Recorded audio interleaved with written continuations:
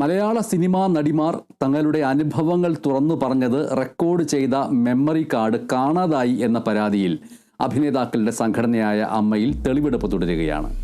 വിനയരാജ് വിവരങ്ങൾ നൽകുന്നു. വിനയരാജ്, ഇതുമായി ബന്ധപ്പെട്ട് ഒരു കമ്മീഷൻ രൂപീകരിച്ചിരുന്നുവല്ലോ. ആ കമ്മീഷൻ്റെ അടിസ്ഥാനത്തിലാണോ ഇപ്പോൾ ഈ തെളിവെടുപ്പ് നടക്കുന്നത്? ഇതിൽ ആരൊക്കെയാണ് ഈ കമ്മിറ്റിയിലെ അംഗങ്ങൾ? ഒപ്പം മെമ്മറി കാർഡ് വിവാദത്തിൽ ഉൾപ്പെട്ട താരങ്ങളെ വിളിച്ചു വരുത്തിയിട്ടുണ്ടോ മൊഴിയെടുക്കുന്നതിന് വേണ്ടിയിട്ട്? തീർച്ചയായും ഈ മെമ്മറി കാർഡ് വിവാദത്തിൽ ഉൾപ്പെട്ട ആളുകളെ അടക്കം തന്നെ വിളിച്ചു വരുത്തി മൊഴി രേഖപ്പെടുത്തുകയാണ് ചെയ്യുന്നത്.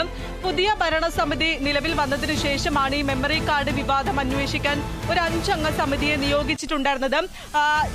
ശ്വേത മേനോൻ, ജോയ് മാത്യു, ദേവൻ, ശ്രീലത നമ്പൂതിരി കൂടാതെ കുക്കു പരമേശ്വരൻ തുടങ്ങി 5 പേരടങ്ങുന്ന സംഘമാണ് ഈ കേസ് അന്വേഷിക്കുന്നത്.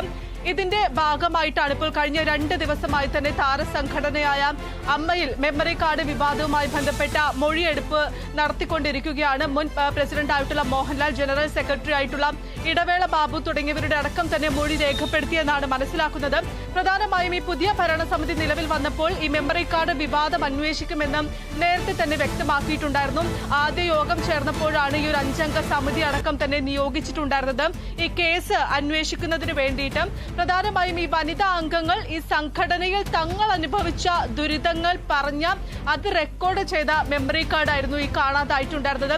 ഈ മീറ്റു ആരോപണങ്ങൾ അടക്കം വന്നതിന് പിന്നാലെയായിരുന്നു ഈ വനിതാ അംഗങ്ങൾക്ക് ഈ സംഘടനയിൽ എന്തെങ്കിലും തരത്തിലുള്ള പ്രശ്നങ്ങൾ നേരിട്ടിട്ടുണ്ടോ എന്നറിയുന്നതിന് വേണ്ടി ഇത്തരത്തിലൊരു ഈ അനുഭവങ്ങൾ, ഈ വനിതാ അംഗങ്ങളുടെ അനുഭവങ്ങൾ തുറന്നു പറയാൻ വേണ്ടി ആദ്യം തീരുമാനിച്ചിട്ടുണ്ടായിരുന്നത്.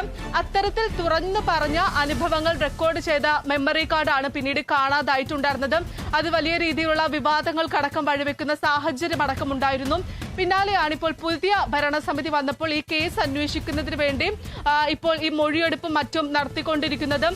ഈ ശ്വേതാമേനോൻ പ്രസിഡന്റ് ആയിട്ടുള്ള പുതിയ ഭരണസമിതി നിലവിൽ വന്നപ്പോൾ തന്നെ ആദ്യം വ്യക്തമാക്കിയ ഒരു കാര്യം ഇതിൽ അന്വേഷണം നടത്തുമെന്ന് തന്നെയാണ്.